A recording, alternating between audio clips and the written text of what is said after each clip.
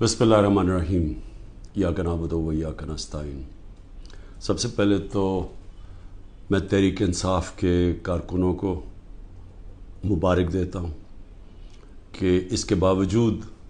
کہ پورا crack down ہوا تحریک انصاف کے خلاف،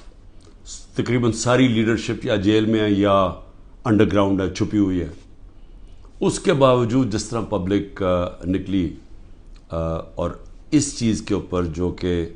ہر مسلمان کو تکلیف دیتی ہے کہ قرآن کی جو بے حرمتی کی گئی سویڈن کے اندر اور آزادی رائے کے آڑ لے کے اس کے پیچھے چھپ کے کی گئی، تو مجھے بڑی خوشی ہوئی کہ ایک زندہ قوم کی طرح اور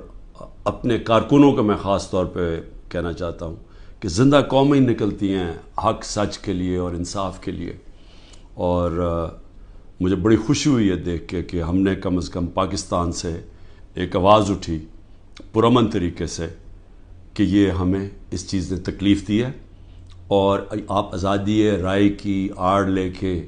لوگوں کو تکلیف نہیں پہنچا سکتے۔